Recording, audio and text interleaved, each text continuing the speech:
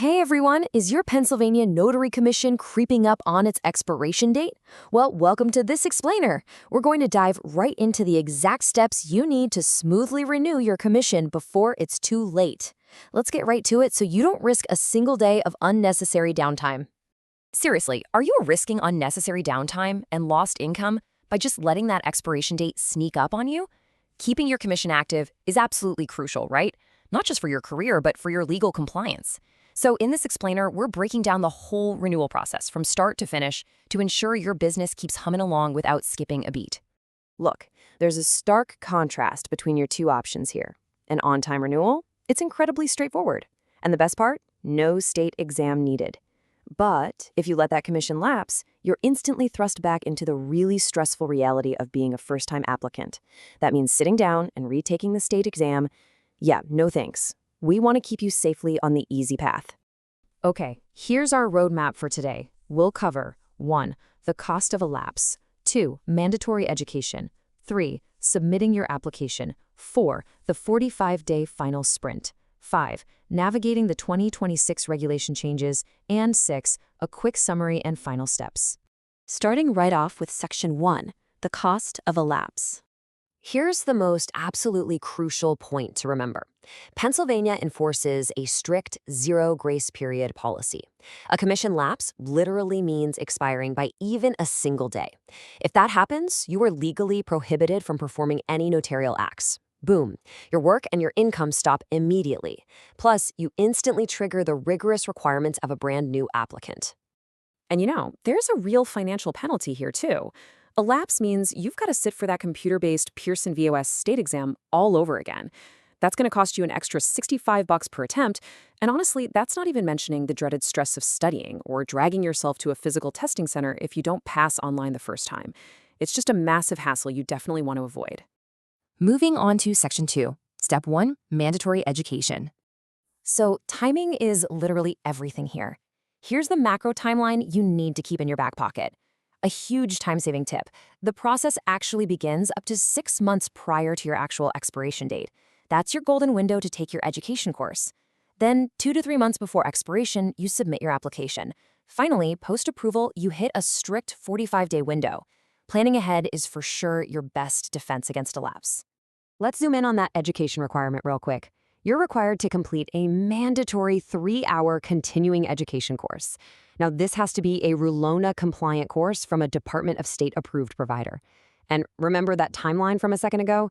You have to finish this within these 6 months immediately preceding your renewal application.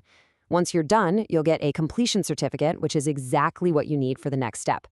Which brings us to Section 3, submitting your renewal application. Applying is actually incredibly straightforward if you use the online portal at notaries.pa.gov. Once you upload your education certificate and punch in your details, you'll need to pay a non-refundable $42 filing fee. Now, you can mail a paper application, but honestly, doing it online is highly recommended. It speeds up processing times, which usually take about 2 to 4 weeks. Okay, pause here for a second because I want to highlight a major troubleshooting area.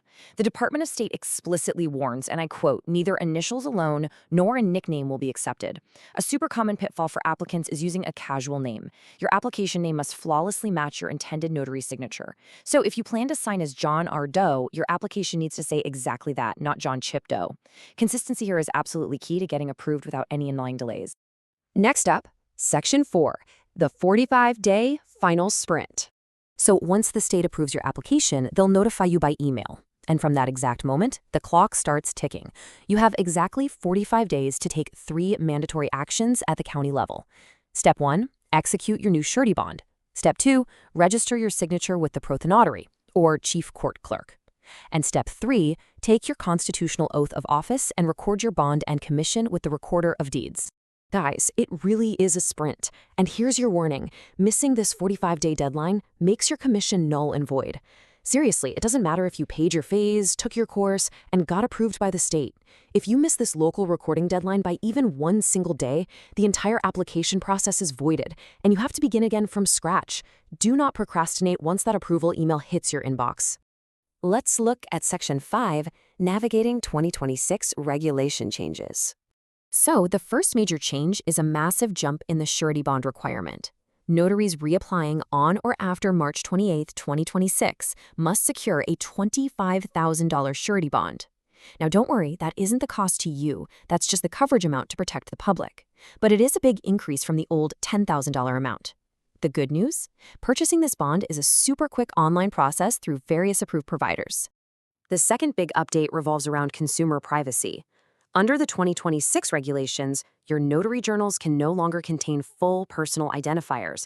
So, for instance, you should now only use the last 4 digits of a signer's ID card. And just a quick reminder, a journal is strictly required for all notarial acts, both paper and electronic. Adapting to these new privacy rules is absolutely essential for protecting consumer data and keeping yourself compliant. Finally, Section 6, Summary and Final Steps. To sum it all up, the renewal process really is remarkably simple when you're well prepared. Just follow this foolproof chronological sequence. First, take your 3-hour education course early. Second, apply online 2 to 3 months prior to avoid any lapse. Third, once approved, secure your new $25,000 bond quickly. And finally, knock out those county recording steps within that strict 45-day window.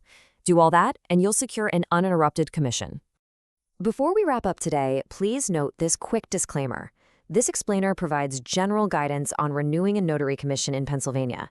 Since laws and individual circumstances can vary, please always consult the Pennsylvania Department of State or a legal advisor for personalized advice tailored to your specific situation.